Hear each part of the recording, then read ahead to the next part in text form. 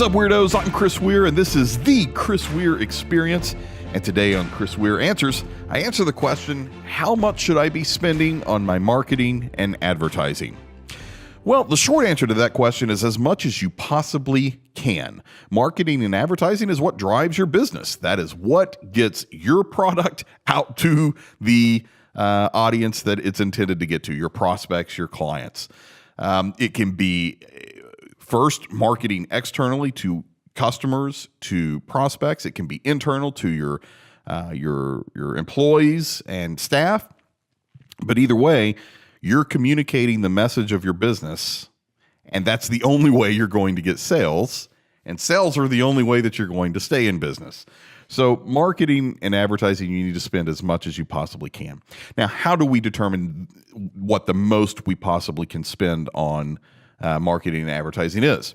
Well, there's a lot of different ways to do that. I mean, a lot of people will do percent of sales or percent of gross revenue, percent of net revenue, percentage over last year, whatever your increase in the goal for your year increased revenue, you make that your increase over budget of last year. I mean, there's a lot of different budgeting ways to come up with what your number is. Any of those ways work. I don't get down and getting picky into however. Look, I've seen so many businesses that don't even do a budget. If you're actually doing a budget and picking any of those different ways, I'm already immensely happy with you just because you're actually taking the time to sit down and come up with a number.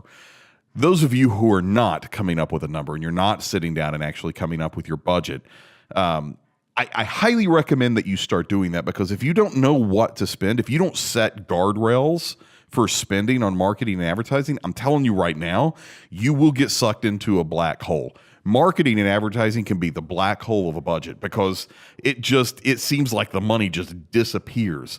And that's where upfront planning and strategic planning really, really come into place. Budgeting comes into place. So pick one of these millions of methods. Google different ways to budget for marketing. I mean, you get a million different resources on how to plan out and how to determine how much of your budget you should put toward marketing. But pick something. Do one of those different styles and then stick with it. And that's the other piece of it, right? Don't let some agency come in and say, well, you should have done more this year. Let's double your budget. Don't go there. Find your budget, what you're comfortable spending, what you're able to spend, make it as much as you possibly can, and go with that. A little bit of side note, and I think I might have even had this come up in one of the other Chris Weir Answers episodes this week, as a matter of fact. If you are looking to increase revenue over last year, do not keep the same marketing budget or decrease it. That doesn't make even a little bit of sense. Or in Tennessee, we would say that doesn't make a lick of sense.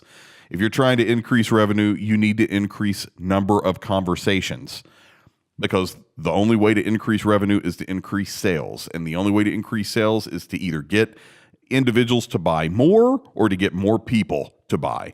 And the only way to do that is to have more conversations with them.